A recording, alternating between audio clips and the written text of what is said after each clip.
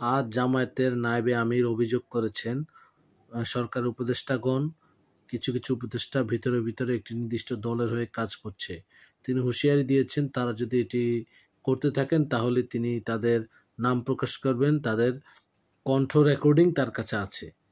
এটি একটি ভয়ঙ্কর কথা।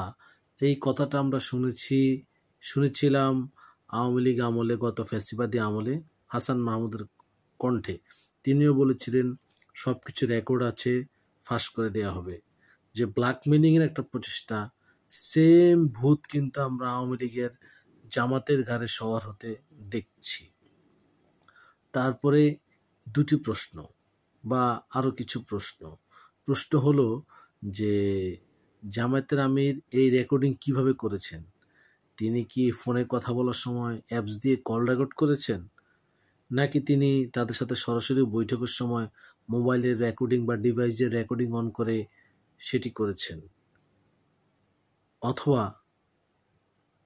তার কাছে কি রাষ্ট্রীয় যন্ত্রের এমন অ্যাক্সেস আছে, যেটা আমরা আওয়ামী লীগ আমলে শুনেছিলাম যে ইসরায়েলি আড়িপাতা যন্ত্র পেগাসাস, সেই যারা নিয়ন্ত্রণ করে তাদের সাথে তার অ্যাক্সেস আছে? আর তিনি উপদেষ্টাদের কল রেকর্ড করেছেন, সেখানে কি তিনি আসলে জেন্টলম্যান এগ্রিমেন্ট রেখেছেন, বা ব্যক্তিগত গোপনীয়তার বিষয়টা নিয়ে তার বক্তব্য কি? এই ধরনের বিষয়গুলো নিশ্চিতভাবেই বিশ্বাস অবিশ্বাস তৈরি করবে এবং সকলের মধ্যে, বিশেষ করে শিক্ষিত শ্রেণী যারা মানুষের ব্যক্তিগত গোপনীয়তা নিয়ে খুবই কনসার্ন, তারা কিন্তু অবশ্যই এগুলাকে ভালোভাবে দেখবে না।